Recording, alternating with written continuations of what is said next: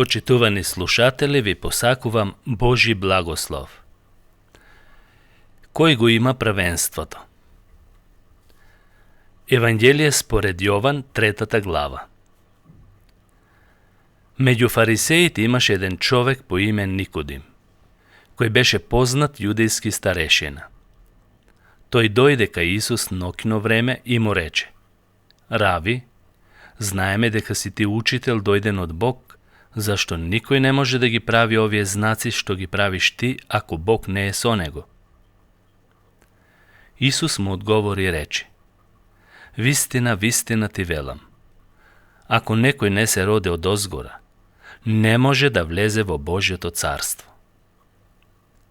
Никодим му рече: Како може човек да се роди кога е стар? Може ли по втор пат да влезе во мајчината утроба и да се роди? Исус на тоа му одговори: Вистина, вистина ти велам, ако некој не се роди од вода и дух, не може да влезе во Божјото царство. Тоа што е родено од тело, тело е.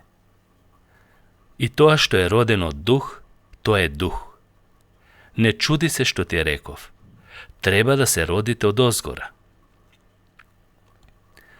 Ветрот дува каде што сака и го слушаш неговиот шум, но не знаеш од каде доаѓа и каде оди. Така е со секој што е роден од дух. Никодим го праша: Како може тоа да биде? Исус му одговори и рече: Ти си учител во Израел, па тоа ли не го знаеш? Вистина, вистина ти велам, ние зборуваме за она што знаеме и сведочиме за она што сме виделе, а вие не го примате нашето сведоштво. Иако ви зборувам за земни нешта и пак не верувате, како ќе поверувате ако ви зборувам за небесни работи? Кој го има првенството? Религиозните луѓе го немаат првенството за влез во небесното царство или Божјото царство. Никодим беше член на Народниот совет, на Синедрионот, истакнат учител и познавач на старозаветните писма. Според неговата позиција, се чини дека предноста секако ја имаше над било кој друг човек. Меѓутоа, тој имаше религија без спасение. Забележете го ова, религија без спасение. Ни се вели во текстот: доаѓа ноќно време кај Исус. Тоа значи дека се крие од јавноста, според некои толкувачи. Или полесно да му се протолкува писмото, законот во однос на месијанското доаѓање, бидејќи учителите или рабините, како што ги викале, имаат или имале обичај во ноќно време, кога е тишина, да ги испитуваат писмата, особено некои важни прашања. И трето, Никодим, тој е типичен представник на темнината, односно Никодим и целата еврејска држава се наоѓа во темнина. Тој со доаѓањето кај Исус укажува дека на сите им е потребна светлината, Божјото царство. Како второ, Никодим го признава Исус како учител, но не во смисла како еврејските, туку како божествен Месија, спасител. Трето, Никодим му ги признава и чудесата, дека тие се извршени од Бог, за разлика од другите кои велеа дека ги прави со помош на Велзевул, а тоа е акаронскиот бог на мувите или на ѓубрињата. До тој степен го снижија Создателот на Вселената. Четврто, Никодим, иеко ги има сите тие квалитети, сепак, до овој миг, тој е без спасение, без милост и е загубен. Нему му е потребно наново раѓање, а за да се наново роди, мора да го признае Исус за Бог и мора да се покае од гревовите, лично пред Исус, без разлика што е учител еврејски. Што според верувањето на евреите, тешко можеше тоа да се прифати. Исус во една прилика, Кога му рече на фатениот: "Синко, ти се опростуваат гревовите", тие веднаш реагираа и рекоа: "Кој може да опростува гревови, освен единиот Бог?" Оваа изјава ним им се виде како богохулство. Никодим мораше тоа да го прифати за да биде наследник на Царството Божјо, тоест да прифати дека Исус Христос е единствениот Бог во тело. Потоа, Исус му вели дека треба тоа наново раѓање да биде со вода и дух. Водата овде е представена како очистувачко средство и таа е символ на покаяние, бидејќи Јован крштаваше покајно крштавање. Значи, мислата е преку покаяние се наследува Царството Божјо. Никодим треба токму тоа да го направи, да се покае. Раѓањето од дух, тоа подразбира не веќе обредите, миењата, надворешните обичаи и празници, бидејќи со доаѓањето на Исус не се потребни обичаите и обредите. Таков пример имаме во 2 глава од Јован, каде што Исус ја претворува обредната вода во вино, што символизира неговата совршена спасителна жртва. Исус ја употребува терминологијата на еврејските учители. Кога некој прозелит, а тоа е човек од друг народ, паганец, ќе ја прифатил еврејската религија, јудејството, тогаш тие му велеле: "Сега си измиен од гревовите на јазичниците и нов човек си, наново роден." Токму тоа го прави Исус на Никодим. За да има предимство, мора да го признае како Бог и како оној кој може да опростува гревови, преку лично покаяние. Како второ, друг настан. Кој го има предимството? Значи, Никодим го немаше тоа предимство, бидејќи му требаше наново раѓање, иеко беше побожен човек. Исус е поканет кај Симон Фарисејот.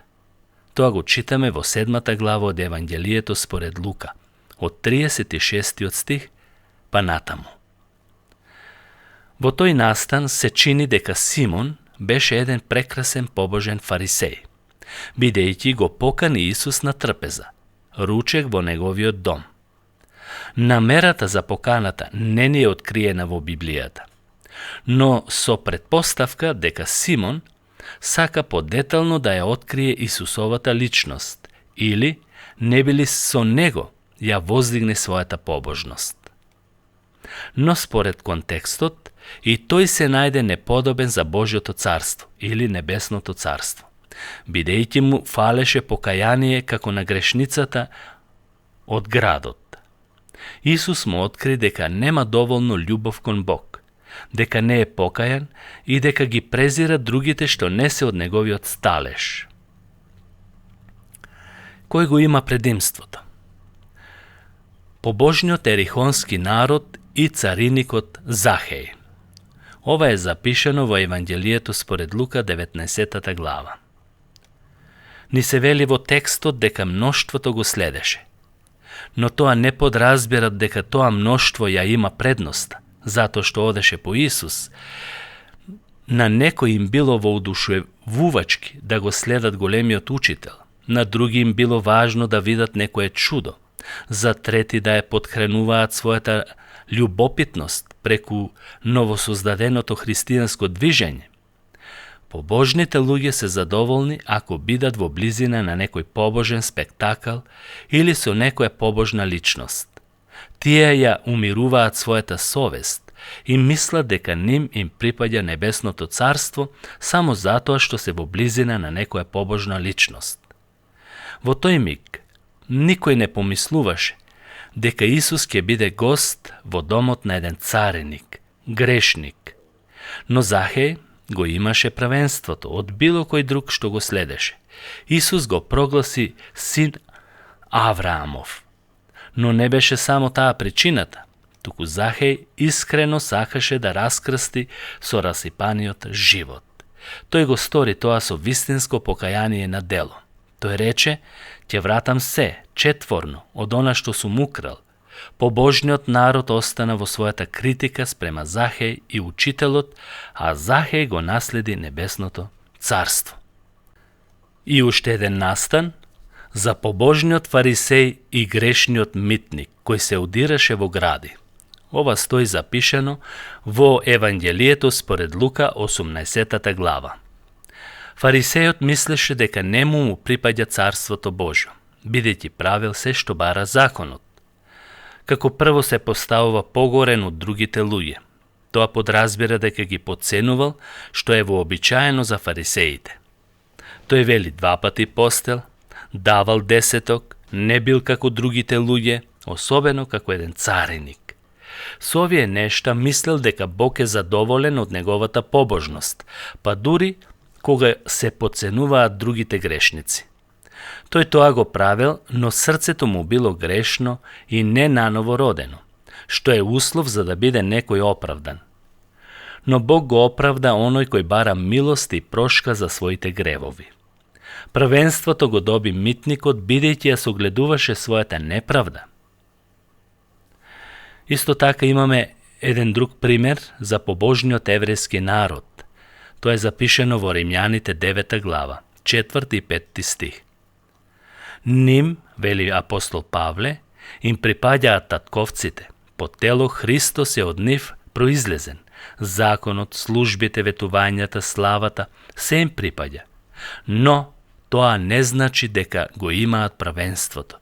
Бидејќи Павле вели во Римјаните 10 глава 3 стих, сакајќи да ја воспостават својата правда, ја загубија Божјата. Со таа нивна заслепеност се отвори пат на јазичниците, на паганците, односно на другите народи. Правенството го имаме ние кои сме од другите народи. Но дали тоа значи сите го имаат? Не. Бидејќи царството ќе го наследат само нановородените луѓе преку Светиот Дух, кој што им се даде од мигот на нивното верување и покаяние. Нека Господ Бог ве благослови, почитувани слушатели. Амин.